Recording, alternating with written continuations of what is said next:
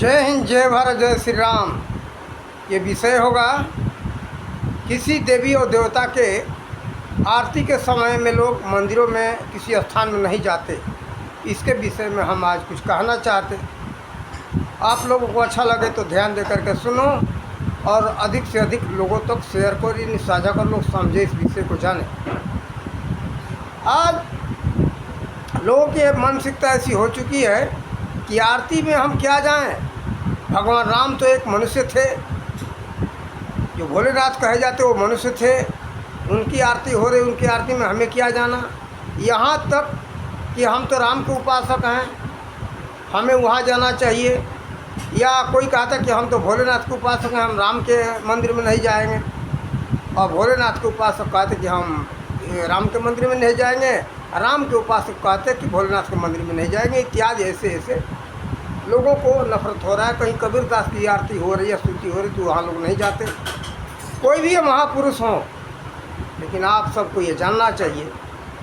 आप लोग ये सोचते हो कि उस ईश्वर की आरती अगर हो तो हम लोग वहाँ जाएंगे।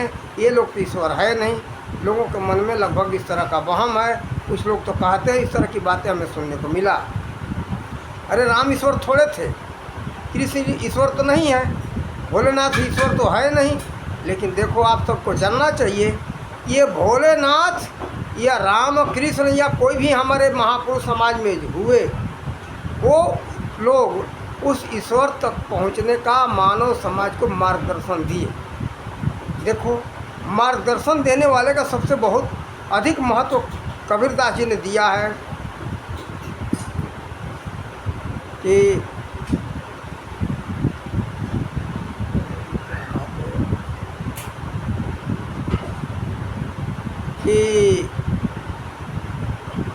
गुरु गोविंद दोऊ खड़े काके लागू पाए, वाह बलिहारी गुरुदेव आपने गोविंद दियो लखाए।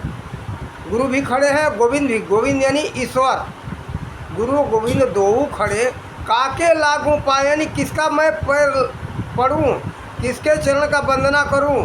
तो वाह बलिहारी गुरुदेव आपने गोविंद दियो लखाए। तो देखो, ये गोविंद को दर्शाने वाला, गोविंद तक पहुंचाने वाला गुरु होते हैं। इसीलिए कहा गुरु ब्रह्मा गुरुदेव मैं, गुरु ब्रह्मा गुरु विष्णु गुरुदेव महेश्वर, गुरु साक्षात ब्रह्म तस्मै श्री गुरुवे नमः। गुरु ही ब्रह्मा है, गुरु विष्णु, गुरुदेव महेश्वर, यानी भोलेनाथ महेश्वर। और यहाँ तक साक्षात पार ब्रह्म तस्मै श्री गुरुवे नमः। कारण कि वो गुरु देव ही परमात्मा तक पहुँचाए। जिसको आप सब सर्वशक्तिमान परमात्मा मानते हैं, वो बात सत्य है, वही सत्य है। और उनसे कोई कण खाली नहीं है। तो बताओ, क्या गुरु में वो नहीं है? तो गुरु से नफरत नहीं करना चाहिए। और जिन जिन देवताओं की, जिन जिन महापुरुषों का आप लोग जो मंदिर देख रहे हो, मूर्ति देख रहे हो, ये सब हम सब के पूर्वजों के गुरुजन थे। देखो, जब जब उस ईश्वर के मार्ग लुप्त हो जाता है, जिसको अध्यात्म विद्या कहा गया है, ब्रह्म विद्या कहा गया है, तो लुप्त हो जाता है, तो वह महापुरुष इस धराधाम पर वो परमात्मा भेजते हैं।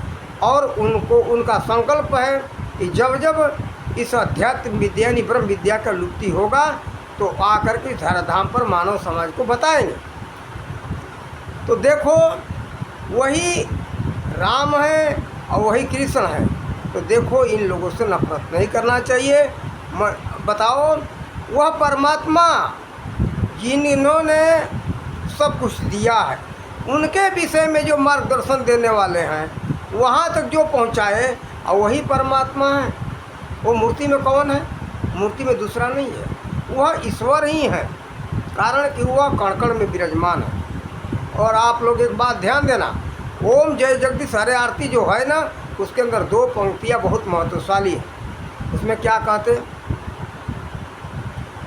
तुम हो एक अगोचर सबके प्राणपति, किस विधि मिलूं दया मैं कुमति। तो जो आरती होता है ना, वहाँ पर यही आरती गाई जाती है। तो किसका आरती हो रहा है? उस ब्रह्म का आरती हो रहा है। दूसरा का नहीं, वह ब्रह्म ही कण कण में विराजमान है। जिन्होंने उस देखा उनको तो कहा सिया राम मैं सब जग जानी, करो प्रणाम जोर जुग पानी। कबीर ये तुलसीदास जी ने जब कण कण में परमात्मा को देखा, जब उनको ब्रह्म का ज्ञान हुआ तो देखे तो वह कोई कण प्रभु से खाली नहीं है। सिया राम का मतलब सीता और राम को मत समझ लेना, सीता राम का यहाँ संबंध है उस परमपिता परमात्मा से। उस परमात्मा के विषय में कहा गया है। कहीं गोविंद कहा गया है तो गोविंद लोग समझ लेते कि कृष्ण भगवान को, और सिया राम का मतलब एक संकेतक शब्द है जिसको कोड वर्ड कहते हैं अंग्रेजी में। ये कोड वर्ड है सिया राम। सिया राम मतलब वह ब्रह्म है, ईश्वर, और वह परमात्मा रूप ही है, वो ब्रह्म के अवतार है। जितने आप भी उसी के अंश हो, आप अलग नहीं हो। कोई भी हो जगत में कुछ भी कण, कोई भी कण खाली नहीं है। इसीलिए कहा गया कि सिया राम मैं सब जग जाने, परमात्मा मैं पूरा जगत है। तो बताओ किससे नफरत करते? आपको उस परमात्मा ने आपको इतना सुंदर शरीर दिया, निरोग दिया, आपको हाथ और पैर, आँख, कान सब कुछ सुंदर दिया। आपके लिए, हमारे लिए वो भोजन सामग्रियाँ, अन्न, फल, दूध, साग सब्जी सब कुछ उपलब्ध कराते हैं। सारा सुख सुविधा आपको उपलब्ध कराते हैं। क्या आप 10 मिनट के लिए, आधा घंटा के लिए, 5 मिनट के लिए आप मंदिर में नहीं जा सकते? अरे 5 मिनट तो चले जाओ। आप लोग गेम खेल करके, आज के तो मोबाइल का समय है, गेम खेलते, फिल्म देखने में कितना समय नष्ट करते, गेम खेलने में समय नष्ट करते, ताश खेलने में समय नष्ट करते, सिनेमा घरों में जा कर के, थिएटर में जा कर के समय नष्ट करते। कितना समय लगाते, उसके लिए समय है। और आरती में जाने के लिए आप लोगों के पास समय नहीं। हम बच्चों की मानसिकता को भी देखते, क्या करते, आरती पूरी हो जाती है, जब प्रसाद लेने का समय आया तो मंदिरों में दौड़ के पहुंच जाएंगे, प्रसाद दिए तुरंत भग जाए। उनकी भी मानसिकता ऐसी हो चुकी है। तो देखो, ये हमारे समाज में बड़े लोगों की कमी है। बड़े लोग जो हैं, सियाने बड़े, बूढ़े बुजुर्ग, माता पिता, दादा दादी, नाना नानी, समाज में यही लोग संस्कार देने वाले हैं। परमात्मा के प्रति आप लोग जागरूक करो बच्चों में कि परमात्मा सब कुछ दिए हैं, उसके लिए हमको समर्पित रहना चाहिए। आरती हो, स्तुति हो, अरे 5 मिनट के लिए जाओ, और नहीं तो कुछ ना करो तो हाथ तो जोड़ो, वहाँ हाथ जोड़ लो, नमस्कार तो कर लो कि हे प्रभु धन्यवाद, आपने हमको सब कुछ दिया है, इसके लिए आपको हम वंदन करते हैं, आपको अभिनंदन करते हैं। इतना तो ध्यान दो। ये सोचते हो कि हमारे दादा ने, बाप ने कमाया और तुम्हारा कमाई माने कुछ नहीं, वो कमाई के पीछे प्रभु का हाथ है। प्रभु सब कुछ देते हैं, नहीं तो माथा पटक के मर जाओगे, कुछ नहीं मिलेगा। अब देखो, जिस समय सूखा पड़ जाता है तो उन्हीं की कृपा है। जब ऐसे अत्याचार होता है ना तो सूखा पड़ता है भयंकर, तो सभी प्राणी तड़प तड़प के परेशान होते हैं, मरते हैं जल के लिए, अन्न के लिए, पानी के लिए। देखो, उस प्रभु का इतना तो सम्मान करो, इतना तो उनका अभिनंदन करो कि हे प्रभु आपने सब कुछ दिया है, आपके चरणों में नमन है। आज जब भोजन करने लगो, भोजन करने से मुंह में डालने के पहले परमात्मा को नमस्कार करो कि हे प्रभु धन्यवाद, आपने हमको सब कुछ दिया है, आपको मैं अभिनंदन करता हूँ। आप लोग कहते हो कि प्रसाद चढ़े, प्रसाद क्या चढ़ा? वो तो सब कुछ जगत को देने वाले हैं। उनको सोचते हो कि मैं दे दूँगा, कुछ नहीं दे सकते हो। देने के लिए अपने पास कुछ नहीं है, केवल उनके नाम पर मन को समर्पित कर देना, चरणों में वंदन करना कि हे प्रभु आपके चरणों में समर्पित हूँ, समर्पित हूँ, ये भाव रखो। मैं समर्पित हूँ, उनको कुछ नहीं दिया जा सकता, अपने आप को समर्पित कर दो कि हे प्रभु आपके चरणों में समर्पित हूँ। बस उनका सब कुछ पूजा पाठ हो गया। और पूजा पाठ हम लोग कुछ नहीं कर सकते, हम तो सब कुछ हार करके, देख करके, समझ करके यही सोचे समझे कि प्रभु के चरणों में झुक जाना ही, समर्पित हो जाना ही सब कुछ पूजा और पाठ है। हम क्या उनको चढ़ा सकते? क्या हमारा फूल खिलाया हुआ? हम तो फूल को खिलाते नहीं। हाँ, फूल लोग ला के चढ़ाते हैं, ठीक है, सुगंधित करने के लिए वो जगह, वो अपने आप में अपने जगह पर सही है। धूप अगरबत्ती जलाते, देखो धूप अगरबत्ती वही जलाओ जिससे कि वायुमंडल शुद्धि हो, ध्यान रखना चाहिए। आज हम देख रहे हैं तेल लोग जलाते हैं बत्ती के लिए, बत्ती में तेल नहीं जलाना चाहिए।